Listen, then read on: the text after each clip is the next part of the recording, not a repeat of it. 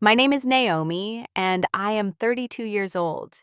Growing up in a household where every dollar was stretched thin taught me the value of hard work. When my tech career finally took off, I knew exactly what I wanted to do first. I planned a luxury European vacation for my parents, who had sacrificed everything for me. I was so excited to see their faces when I surprised them. But when I picked them up that morning, their reaction was nothing like I expected.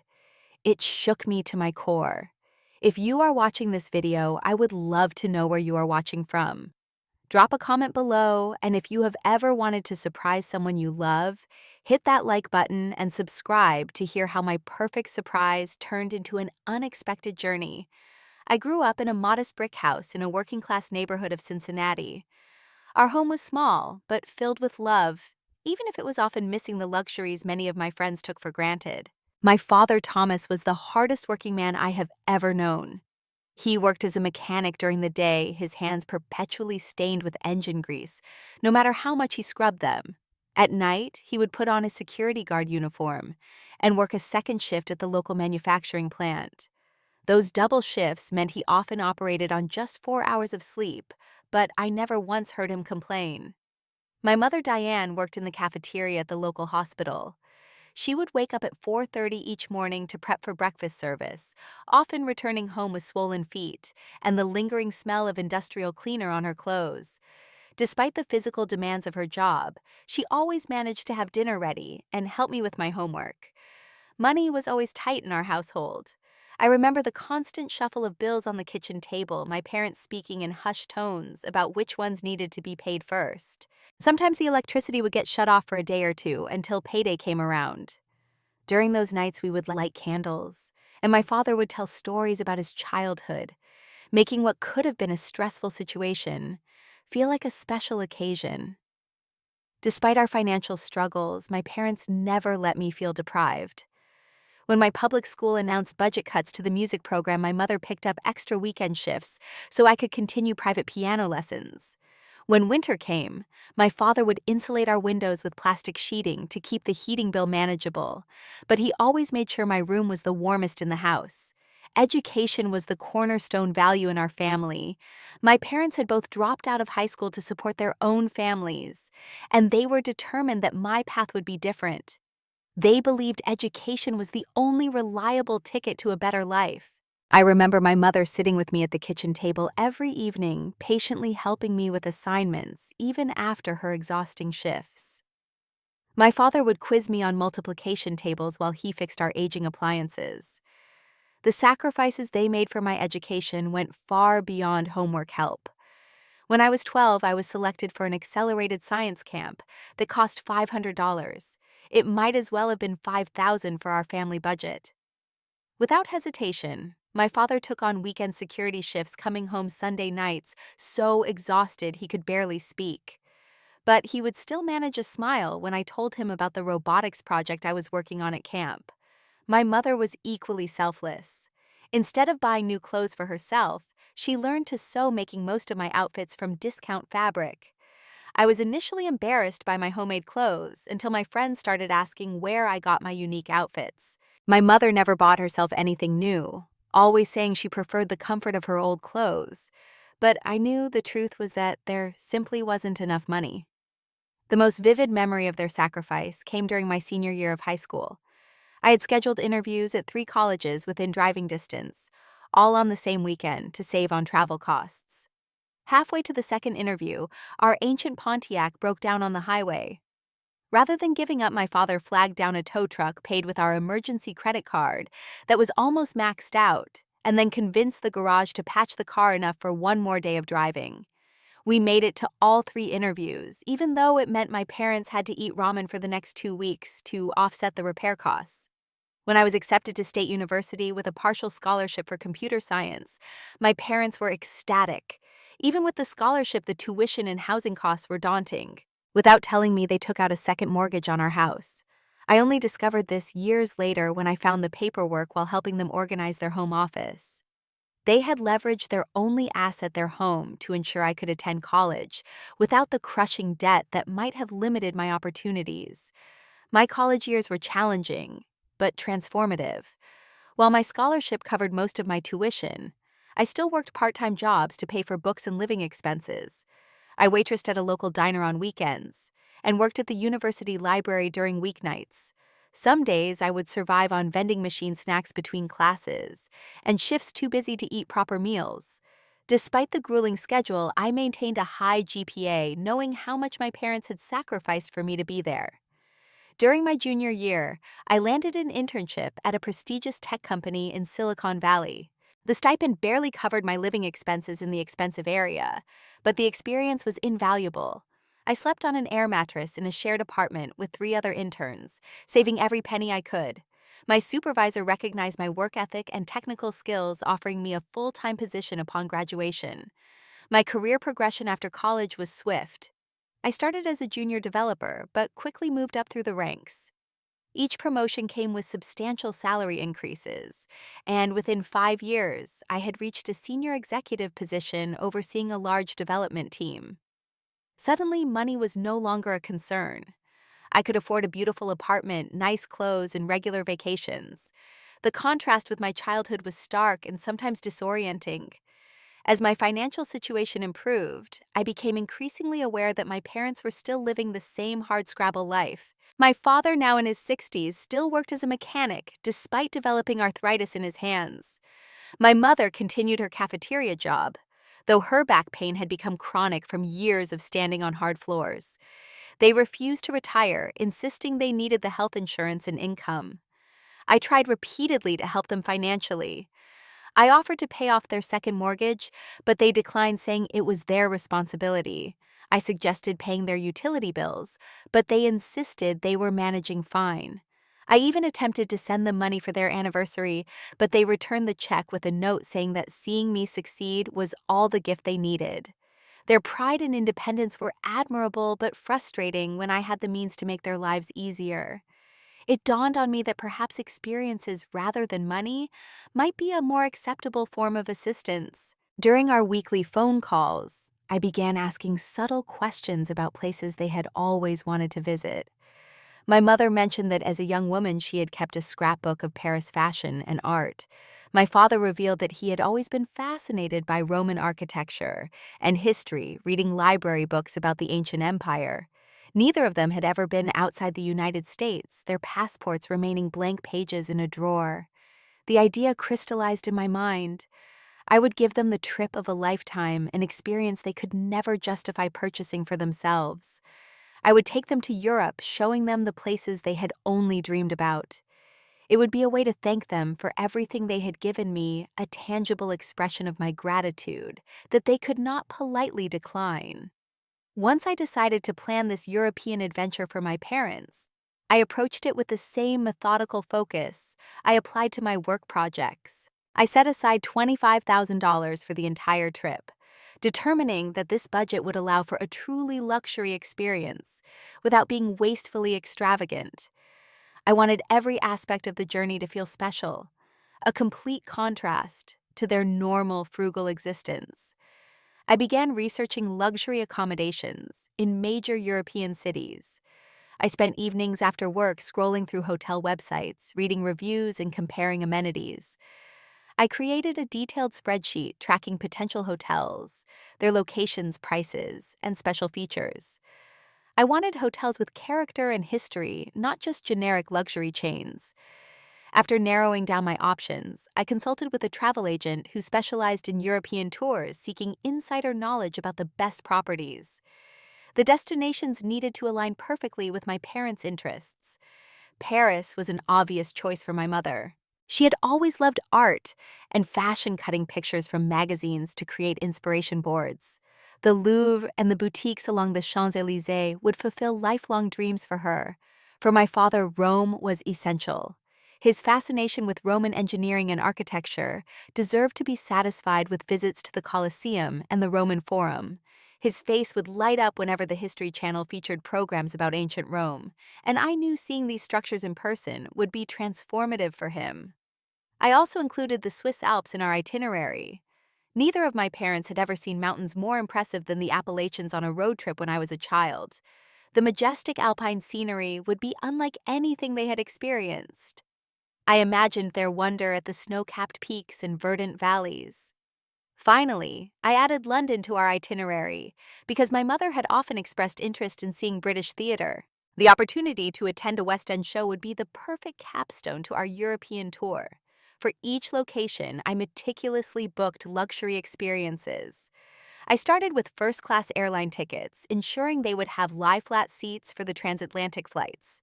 My parents had only ever flown economy a handful of times for domestic trips, and I knew the comfort of first class would make the long journey more bearable.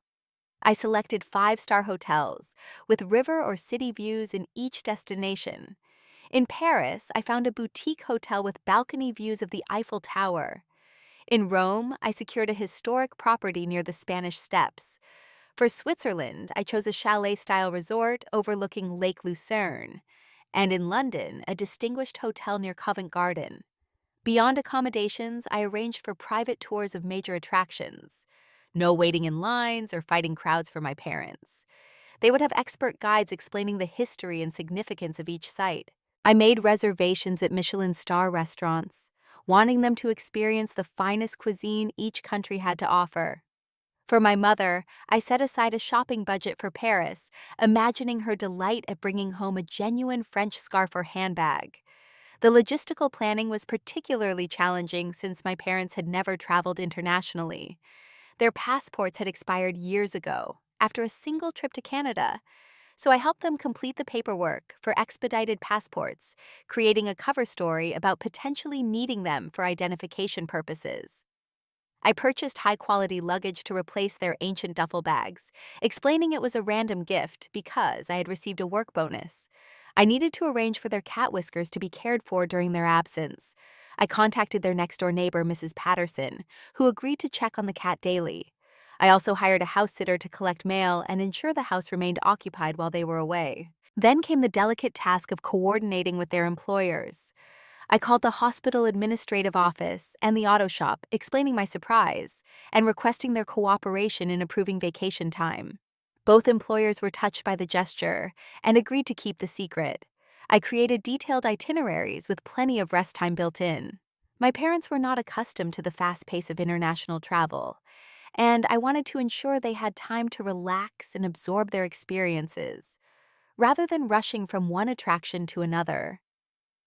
I scheduled late morning starts and included afternoon breaks at cafes or in hotel lounges. I researched restaurants with familiar options as well as local specialties, knowing that too much unfamiliar food might be overwhelming. Keeping the trip a surprise proved increasingly difficult as the departure date approached. I created a cover story about a weekend trip to Chicago, suggesting we could visit the Art Institute and enjoy a nice dinner.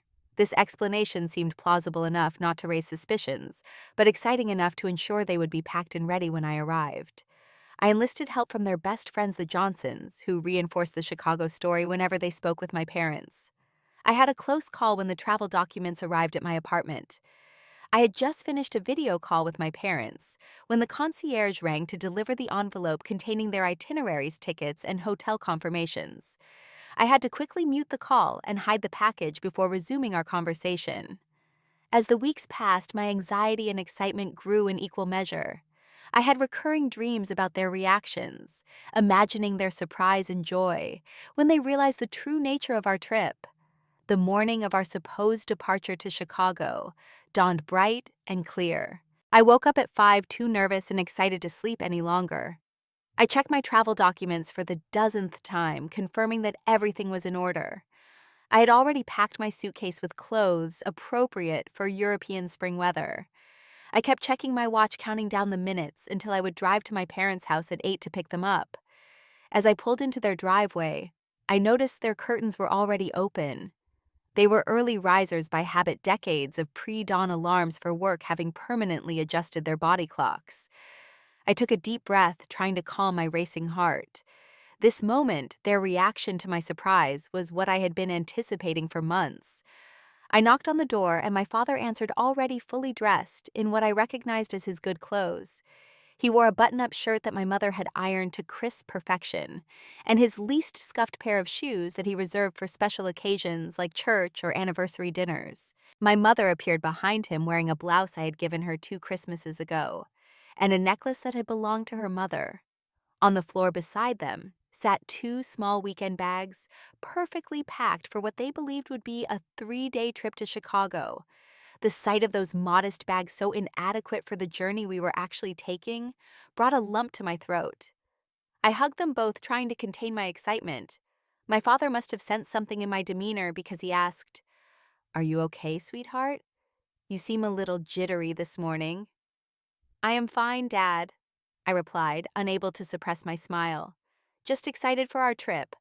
But before we go, I have something for you both." They exchanged curious glances as I reached into my purse and pulled out the envelope containing the first-class tickets to Paris. I had decorated the envelope with small Eiffel Tower stickers, a hint at the contents within. "What is this?" my mother asked, accepting the envelope with a puzzled expression. "Open it," I urged, my camera ready to capture their reactions. My mother carefully opened the envelope and removed the airline tickets. For a moment, both my parents simply stared at the documents, not comprehending what they were seeing. Then my father adjusted his reading glasses and looked more closely at the destination printed on the tickets. "Paris." He read aloud, his voice barely audible.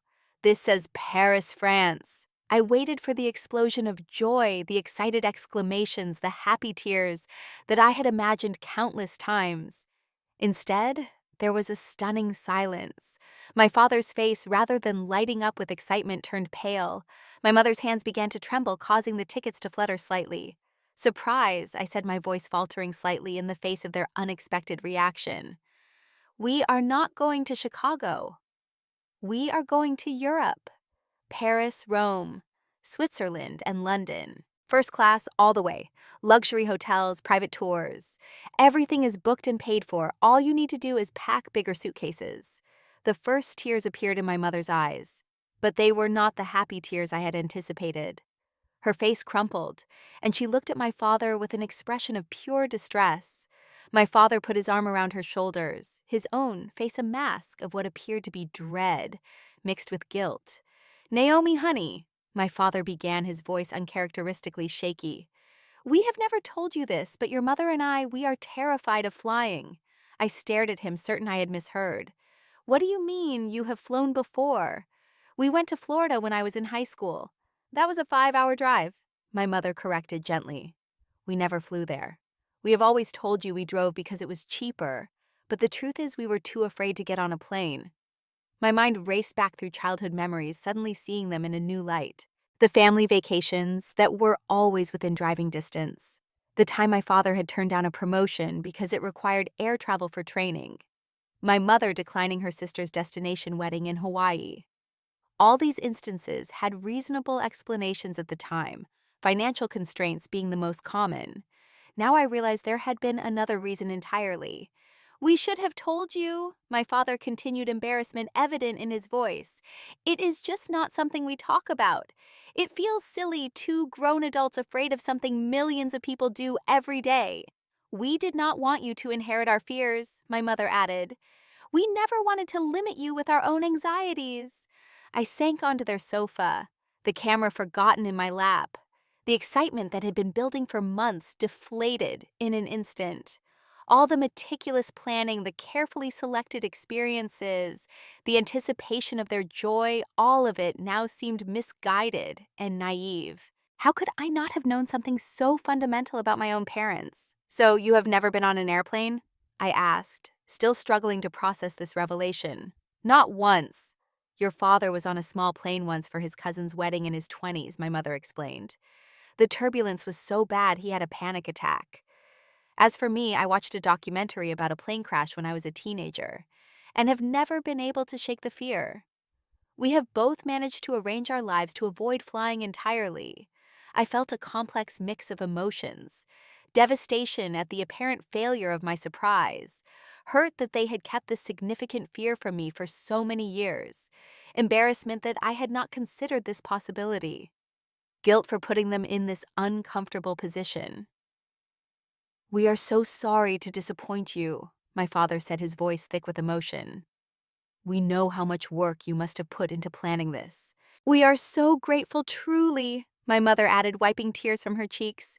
It is the most generous gift anyone has ever given us. We just do not know if we can do it. An awkward silence filled the living room. The tickets lay on the coffee table between us, the colorful Eiffel Tower stickers now seeming to mock our situation. We could still go to Chicago, my father suggested half-heartedly. By car. It is only a 4-hour drive. I nodded mechanically, but my mind was already racing, trying to process this unexpected turn of events and determine what to do next. The silence in the living room stretched uncomfortably as I tried to gather my thoughts. Finally, my mother broke the tension, her voice quavering slightly as she began to explain the origins of her fear. I was 22, she said, twisting her wedding ring nervously. My girlfriend convinced me to fly to Atlantic City for a weekend trip. The plane hit terrible turbulence about halfway there. The oxygen masks dropped. A flight attendant was injured. I was certain we were going to die. She paused, taking a deep breath before continuing. I have never been able to shake those images from my mind. The look of terror on other passengers' faces, the violent shaking of the cabin, the feeling of absolute helplessness. I made them turn the plane around and I took a bus home. I swore I would never fly again. My father reached for her hand, his expression softening with familiar concern. He then turned to me, shame evident in his downcast eyes. For me, it is not one specific incident, he admitted. I just cannot stand the idea of having no control of being trapped in a metal tube thousands of feet in the air. Just thinking about it makes my heart race and my palms sweat. I know it is irrational. I know planes are statistically safe. But knowing that does not change the feeling of terror. He looked at me directly, his expression pained. I am so sorry not to be brave enough for your gift, sweetheart. You worked so hard to give us something special, and here we are too frightened to accept it. No, Dad, I said, my voice thick with emotion. Please do not apologize. I should have known. I should have asked. How could you have known? My mother interjected. We deliberately hid this from you. We were embarrassed. Everyone else seems to hop on planes without a second thought. As I listened to their explanations and apologies, I became aware of a growing conflict within myself. On one hand, I had already paid substantial, non-refundable deposits for our European adventure. First-class international tickets, luxury hotel suites, private tours all booked and confirmed. The financial investment was significant even with my comfortable salary. More importantly, this trip represented the fulfillment of a lifelong dream to give back to my parents. I had imagined this moment for years, picturing their joy and excitement as they experienced the wonders of Europe. I had wanted to see their faces as they stood before the Eiffel Tower, explored the Roman Colosseum, gazed at the Swiss Alps, and attended a West End show.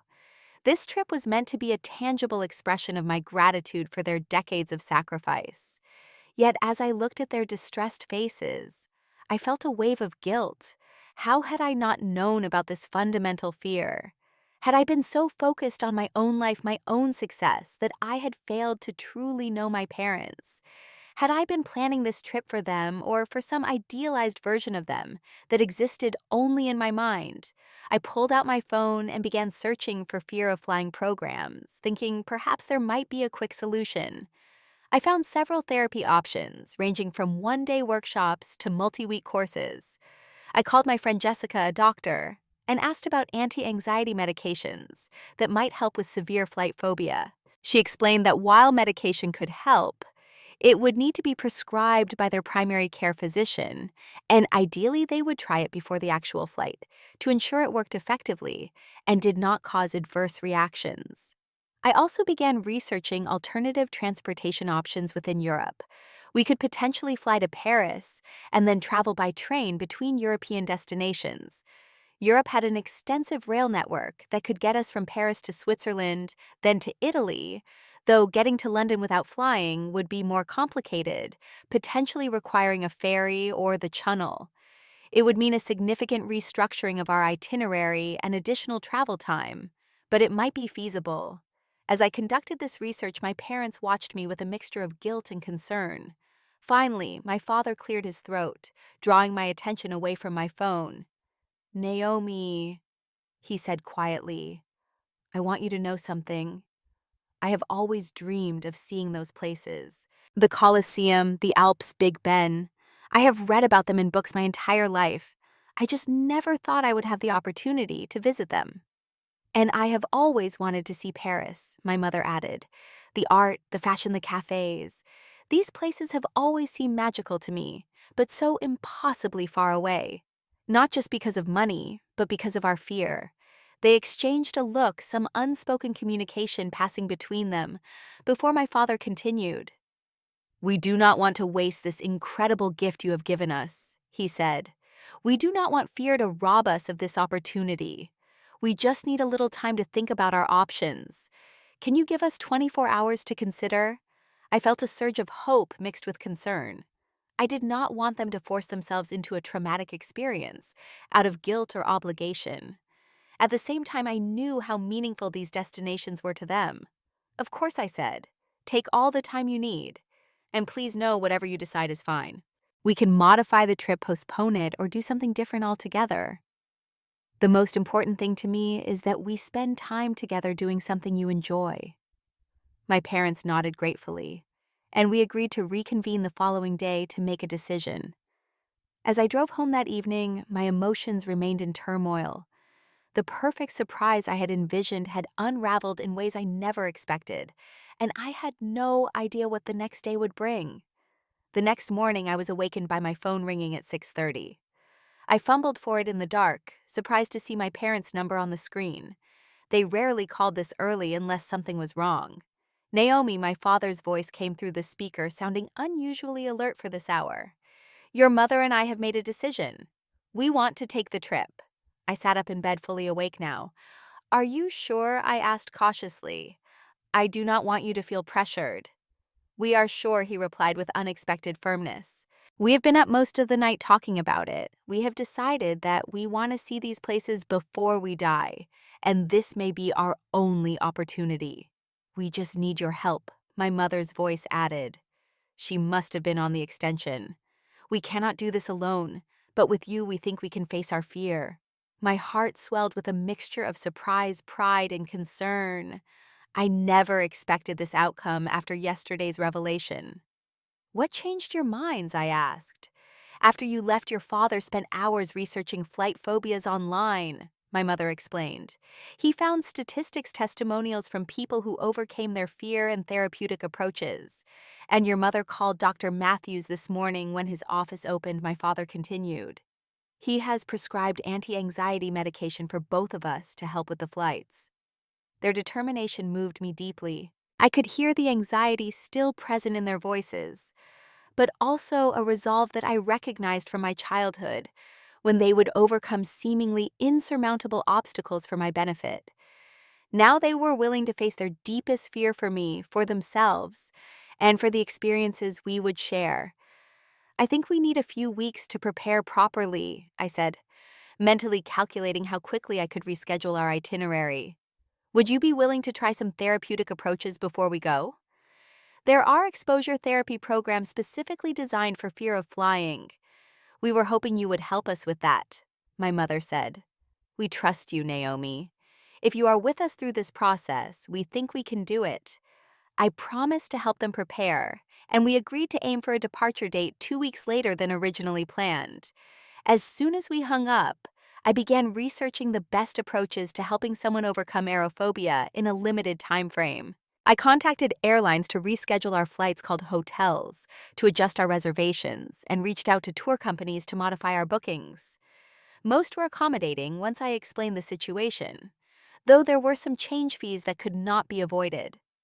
Over the next 2 weeks, my parents and I embarked on an intensive course in fear management. I found a therapist specializing in flight anxiety who agreed to see them on an accelerated schedule. Dr. Lambert used a combination of cognitive behavioral therapy techniques and gradual exposure to help them reframe their thoughts about flying. She explained that many flight phobics catastrophize, assuming that any unusual sound or sensation means imminent disaster.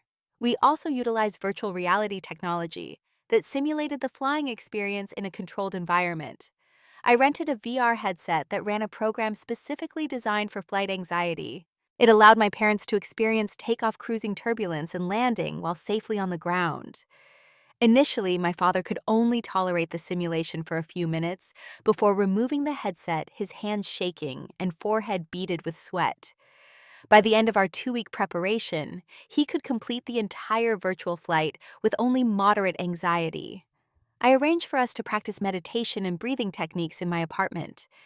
We would sit together in a circle, focusing on our breath, while I played recordings of airplane sounds in the background. My mother struggled with this approach, at first finding that the airplane noise triggered her anxiety, rather than helping her manage it. Eventually, she developed a personalized mantra that she could repeat to herself during stressful moments, which seemed to help her regain control of her breathing and thoughts. One of the most helpful exercises was visiting the local airport to watch planes take off and land. The first visit was challenging. My father gripped the observation deck railing so tightly his knuckles turned white, and my mother kept her eyes closed for much of the time. By our third visit, they could watch the planes without visible distress, even commenting on the smooth takeoffs and landings. We also arranged for a tour of a grounded aircraft through a pilot friend of my colleague. Being able to explore the plane while it was stationary, ask questions about safety features, and sit in the cockpit gave my parents a sense of familiarity and control that helped reduce their fear of the unknown. The pilot patiently explained the redundant safety systems, the extensive training all flight crew undergo, and the rigorous maintenance schedules that keep commercial aircraft among the safest forms of transportation. While we worked on addressing their psychological preparation, I also made several modifications to our travel arrangements. I changed our original overnight flight to Paris to a daytime flight, as Dr. Lambert explained that being able to see outside the aircraft and maintain normal waking hours could reduce anxiety. I booked seats with extra legroom near the front of the plane, away from the engines and with less noticeable movement during turbulence. I arranged for airport assistance at every location to streamline the process and reduce the stress of navigating unfamiliar terminals. I also added buffer days between flights for recovery. Our original itinerary had included several short flights within Europe, but I reworked it to maximize train travel, instead reducing the number of flights from 6 to just 2, the transatlantic journeys to and from Europe. I selected hotels close to medical facilities in each city, just in case the stress triggered any health issues, and I purchased comprehensive travel insurance that would cover changes or cancellations if their anxiety became overwhelming. These modifications came with additional expenses. The cost of therapy sessions, virtual reality rentals, and airport tours added up quickly. The rescheduling fees for flights and hotels, plus the premium for more comfortable seating and flexible bookings, significantly increased our budget. The comprehensive insurance plan was another substantial expense, but I was determined that no financial consideration would stand in the way of making this experience as comfortable and positive as possible for my parents. The night before our rescheduled departure, we had dinner together at my parents' house. The atmosphere was tense, but hopeful. My father had printed checklists of coping techniques, which he reviewed between bites of my mother's lasagna. My mother had organized their medication passport and comfort items in a small carry-on bag that she kept checking and rechecking. "We are really doing this, aren't we?"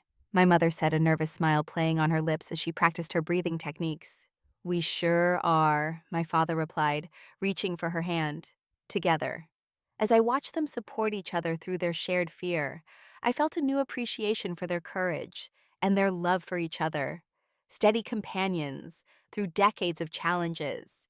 I saw in their determination to face this fear the same resilience that had allowed them to overcome so many obstacles in their lives. Though their hands still shook when discussing the upcoming flight, their resolve remained unshaken. The second departure day arrived with a mixture of anticipation and dread. I picked up my parents at 7 in the morning, earlier than necessary for our 11 o'clock flight, but we all agreed that having extra time at the airport would help reduce stress. My father clutched a small notebook containing all his coping strategies, while my mother kept her anti-anxiety medication in her shirt pocket for easy access. The car ride to the airport was mostly silent. My father stared intently out the window, practicing his deep breathing whenever we passed a highway sign indicating we were getting closer to the airport. My mother held his hand tightly, occasionally closing her eyes and silently mouthing her personal mantra. When the airport came into view, I felt my father tense beside me. "Mom, Dad," I said gently, "remember what Dr. Lambert told you. Take this one step at a time. Right now, we are just parking the car. That is all we need to focus on." They nodded, visibly trying to stay present, rather than jumping ahead to the flight itself. We found a parking spot close to the terminal entrance, and I handled their luggage, allowing them to concentrate solely on managing their anxiety. Inside the terminal, we were met by a customer service representative I had arranged through the airline's special assistance program. Barbara, a kind woman in her 50s, greeted us warmly and explained that she would guide us through check-in security and to our gate. My parents seemed comforted by Barbara's presence. She had been briefed about their severe flight anxiety and maintained a calm, reassuring demeanor throughout the process. When we reached the security checkpoint, my father began to show signs of increased stress, his breathing becoming shallow. Barbara noticed immediately and suggested we move to the side for a moment. "Mr. Thomas," she said, addressing my father, "why do not we practice that counting technique your daughter mentioned? Let us count 5 things we can see in the airport."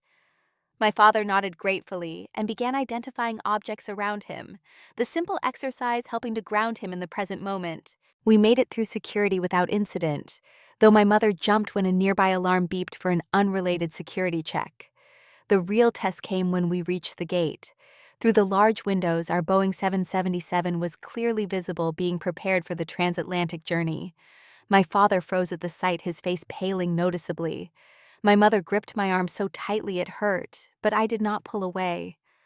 "I cannot do this," my father whispered, panic evident in his voice. "Naomi, I thought I could, but seeing it there, so massive, knowing we will be up in the sky in that thing, I just cannot." My mother, who had been relying on his strength, began to tremble.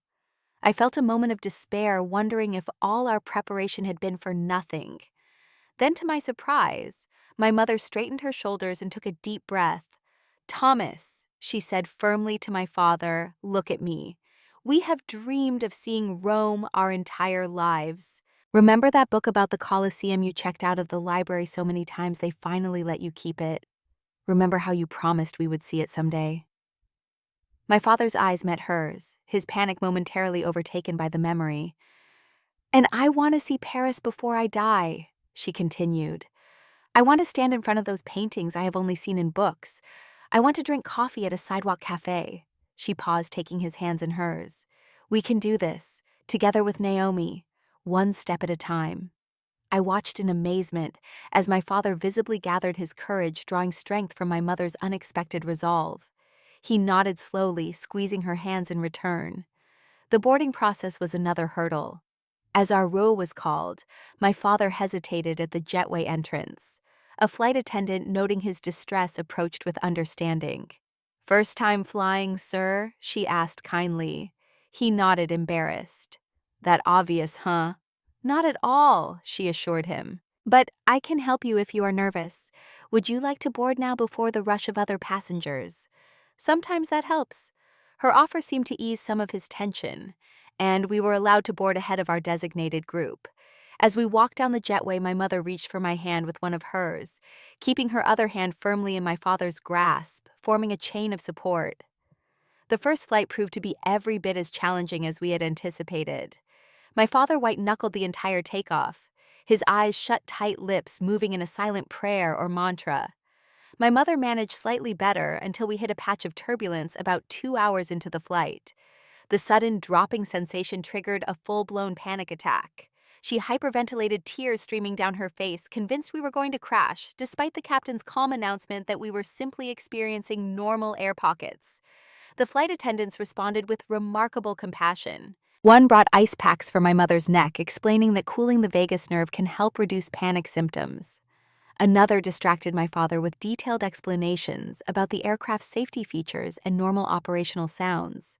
They checked on us frequently throughout the flight, offering reassurance and comfort. For me, the journey was emotionally exhausting. I felt responsible for my parents' suffering, yet proud of their incredible courage. I oscillated between guilt for putting them through this ordeal and hope that the destinations would prove worth the distress. When we finally landed in Paris, my father broke down in tears of relief and accomplishment. My mother, though physically and emotionally drained, managed a weak smile as she looked out the window at French soil.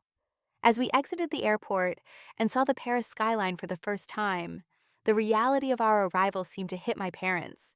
My father, still shaky from the flight, stopped to take a photo with his phone, a sense of wonder breaking through his exhaustion. "We made it," he said in disbelief. "We actually made it to Paris, Diane." Our driver took us directly to our hotel, a beautiful property near the Seine, with views of the Eiffel Tower. My parents were too tired to fully appreciate the luxury of the suite I had booked, but they managed to stand on the balcony for a few minutes, taking in the iconic iron structure illuminated against the evening sky. We ordered room service that first night, none of us having the energy to venture out to a restaurant. As we ate authentic French cuisine from the comfort of our suite, my parents began to process what they had accomplished.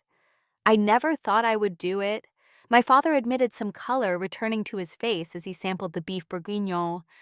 "I never thought I would be brave enough to get on that plane, much less make it across the ocean." "I am so proud of both of you," I told them sincerely. "What you did today took incredible courage." My mother, who had been quiet since her panic attack, reached for my hand. "Thank you for not giving up on us, Naomi," she said softly. "Thank you for believing we could do this, even when we did not believe it ourselves." That night, they fell into exhausted sleep almost immediately, the combination of emotional strain, jet lag, and anti-anxiety medication taking its toll. I stayed awake longer, watching their peaceful faces and wondering what the coming days would bring. The transformation that occurred over the following week was nothing short of remarkable.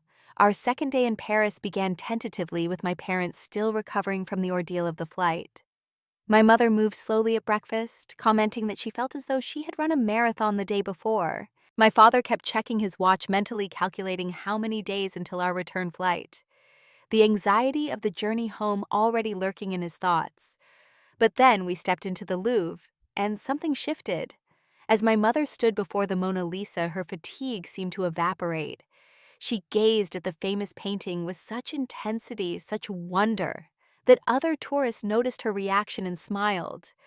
I watched her eyes fill with tears as she moved from one masterpiece to another, occasionally reaching for my hand or my father's to share her emotion without words. By the time we reached the Winged Victory of Samothrace, her posture had changed entirely.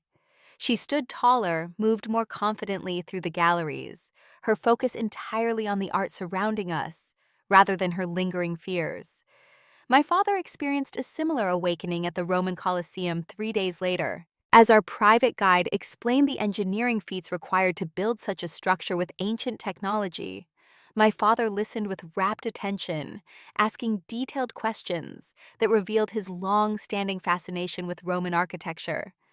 When the guide offered to take us to areas not accessible to the general public, my father, who normally avoided enclosed spaces, readily agreed, eager to see more of the ancient wonder. "It is exactly as I imagined, but also completely different," he told me, as we stood in the center of the arena. "The books never captured the feeling of actually being here, of standing where history happened." The train journey through the Alps became an unexpected highlight of our trip. Free from the anxiety of flying, my parents fully immersed themselves in the experience, pressing their faces against the windows like excited children as the majestic mountains came into view. My mother gasped audibly when we rounded a bend to reveal a pristine alpine lake reflecting the snow-capped peaks. My father, an amateur photographer since retirement, took hundreds of photos, determined to capture every spectacular vista. Being in such beautiful places, sharing these new experiences, seemed to open channels of communication between us that I had not known existed. During a quiet evening at a small trattoria in Rome, my father shared stories from his youth that I had never heard before, including his childhood dream of becoming an architect, before financial necessity pushed him toward more immediately practical work. My mother, normally reserved about her emotions, spoke openly about her regrets and hopes during a boat ride on the Thames. She confessed that she had always felt intellectually unfulfilled, having abandoned her college plans when she became pregnant with me. Her joy at exploring the great museums of Europe was particularly poignant in light of this revelation. I found myself wondering, how different her life might have been with the educational opportunities I had taken for granted. These deeper conversations created a new dimension to our relationship. I had always loved and respected my parents, but now I began to truly know them as complex individuals with dreams, fears, and unrealized ambitions of their own. They were no longer just mom and dad, the tireless providers of my childhood, but Thomas and Diane, people with rich inner lives that I had only partially glimpsed before this trip. The shared challenge of overcoming their fear of flying had unexpected benefits as well. There was a new dynamic between my parents, a tenderness and mutual respect that seemed to have deepened through their shared vulnerability. I noticed my father checking on my mother more frequently, offering reassurance before she even expressed anxiety. She in turn showed a protective attentiveness to his needs that spoke of a partnership strengthened through adversity. By our fifth day abroad, my parents had developed a surprising confidence as travelers. My mother, who had initially clutched her purse nervously on the Paris metro, now navigated the London Underground with ease, even helping a fellow tourist understand the color-coded map. My father, who had been reluctant to order in restaurants where English was not spoken, began attempting phrases in Italian and French, delighted when his efforts were met with encouraging smiles from locals. Their physical appearance even seemed to transform. The perpetual worry lines on my father's forehead softened. My mother's posture, habitually hunched from years of physical labor, straightened, as if the weight of daily stresses had temporarily lifted. They both developed a healthy glow from walking miles each day in the European spring sunshine, their complexions no longer bearing the pallor of Midwestern winter and indoor work. I found myself wondering if this was how they might have been all along in some alternate reality, where financial constraints and fear had not limited their horizons. There was a lightness to them, a curiosity and engagement with the world that I had rarely seen before. They seemed younger, somehow more vital and present. The final days of our European adventure found us adding activities beyond our original itinerary. My mother, emboldened by her growing comfort, suggested we attend an evening concert in a historic Parisian church. My father, whose fear of heights had always paralleled his fear of flying, surprised us by proposing a visit to the London Eye for panoramic views of the city. Each new experience seemed to fuel their appetite for more, as if they were making up for decades of constrained possibilities. By our last evening in London, my parents were practically unrecognizable as the terrified travelers who had boarded our first flight. Over a celebratory dinner at an elegant restaurant near Covent Garden, my father raised his glass in a toast. To Naomi, he said, his voice steady and confident, for giving us not just a trip of a lifetime, but for helping us overcome a lifetime of fear. And to us, he added, turning to include my mother, for being brave enough to accept the gift. My mother clinked her glass against ours, her eyes bright with emotion, and something else I had rarely seen, their pride. If you had told me 2 weeks ago that I would be sitting here in London looking forward to our flight home tomorrow rather than dreading it, I would have said you were crazy, she admitted. But here we are, and I cannot wait to see what we do next. Their transformation was complete when we boarded our return flight the following day. My father walked onto the plane with minimal hesitation, nodding familiarly to the flight attendants as if he were a seasoned traveler. My mother, who had suffered a panic attack on our outbound journey, settled into her seat with only mild tension, opening a magazine she had purchased at the airport rather than clutching the armrest in fear. During the flight, my father actually slept, something that would have been unimaginable 2 weeks earlier. My mother watched the in-flight map with interest rather than anxiety, tracking our progress across the Atlantic with the curiosity of a traveler rather than the dread of a phobic. When we hit a patch of turbulence, she practiced her breathing techniques without prompting, maintaining her composure until the rough air passed. Most surprisingly, they began discussing where they might like to go next. Italy had captured my father's heart so completely that he mentioned returning to explore the smaller towns of Tuscany. My mother expressed interest in visiting the art museums of Spain, particularly eager to see works by Goya and El Greco that she had only viewed in books. As our plane began its descent into Cincinnati, I found myself overwhelmed with emotion at their transformation. What had begun as my attempt to give them a luxury experience had become something far more valuable, a liberation from constraints both external and internal, a new chapter in their lives and in our relationship as a family. When the wheels touched down on American soil, all three of us were different people than when we had departed. Our return home was met with a welcome I had not anticipated. Our neighbor, Mrs. Patterson, had organized a small reception with several of my parents' closest friends. They gathered on the front lawn with handmade signs and balloons, eager to hear about the European adventure. My parents, still glowing from their experiences, greeted everyone with hugs and excited exclamations. Inside the living room coffee table was covered with plates of cookies and a punch bowl, creating a festive atmosphere. My parents immediately began sharing photos on their tablets, their friends gathering around to see images of the Eiffel Tower Roman ruins, Swiss mountains, and London landmarks. What struck me most was the animated way they described their experiences, talking over each other, in their enthusiasm to share details of favorite moments. "Did I tell you about the ceiling in the Sistine Chapel?" my father asked the group, scrolling through his photos to find the right image. "The pictures do not do it justice. You have to crane your neck and just stand there taking it all in. I must have stayed in that spot for 45 minutes. My mother chimed in with her own stories. "The bread in Paris," she exclaimed. "I have never tasted anything like it. And the little cafes where you can just sit for hours watching people go by.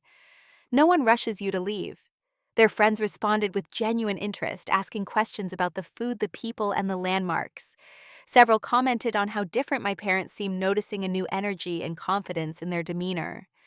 Mrs. Johnson, who had been my mother's friend since high school, pulled me aside during the gathering. "I have known your parents for 30 years, she said quietly, "and I have never seen them like this. They seem younger somehow, more alive."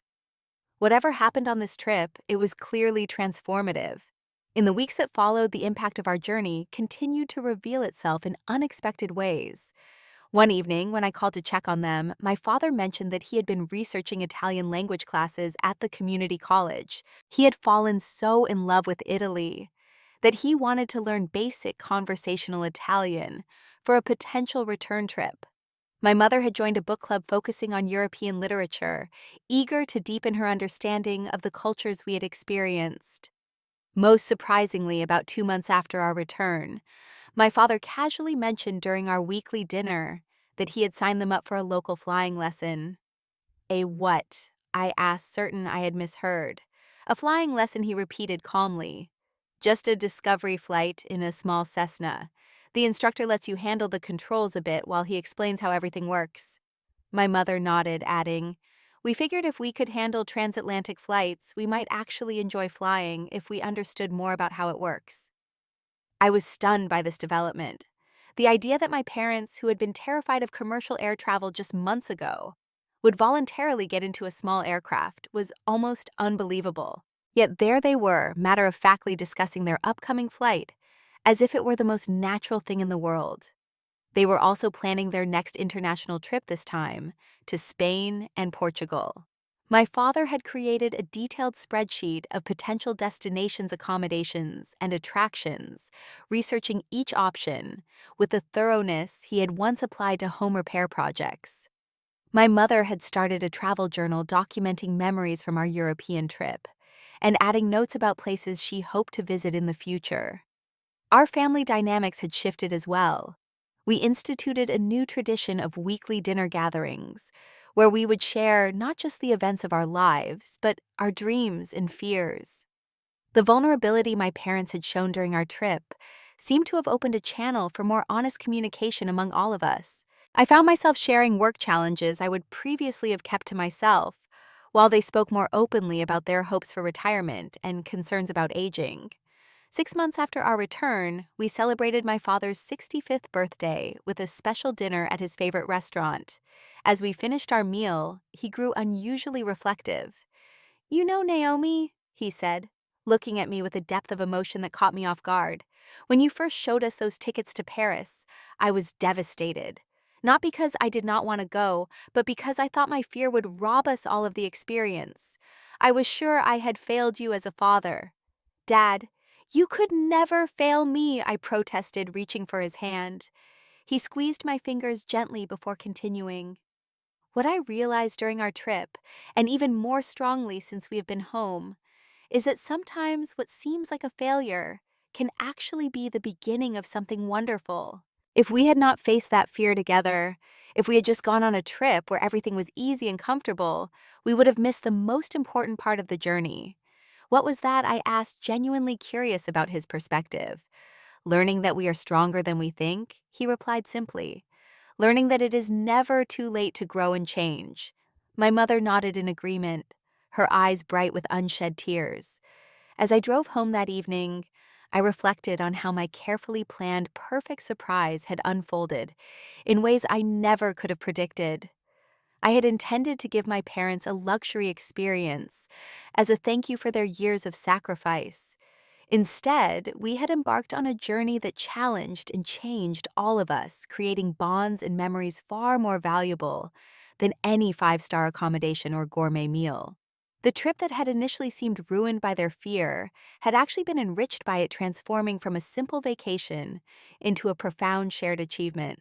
The struggle had given meaning to the experience that comfort alone never could have provided.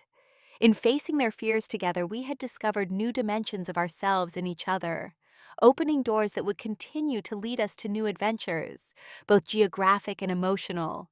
In the end, I realized the greatest gift was not the one I had planned to give my parents, but the one they had given me, the privilege of witnessing their courage, resilience, and capacity for growth. It reminded me that the human spirit is capable of remarkable transformation at any age, that it is never too late to overcome limitations and embrace new possibilities. And so our journey continues, no longer constrained by fear, but propelled by curiosity and courage.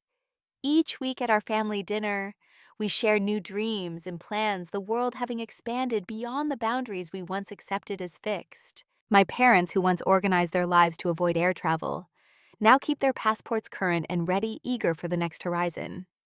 What fears have you overcome to experience something meaningful? Have you ever had a gift or surprise turn out differently than you expected? I would love to hear your stories in the comments below. If this journey of fear and courage resonated with you, please like and subscribe to hear more stories of family transformation. And do not forget to share this video with someone who might need encouragement to step outside their comfort zone. Remember, it is never too late to begin a new adventure. Thank you for joining me on this journey. And until next time, keep facing those fears one step at a time.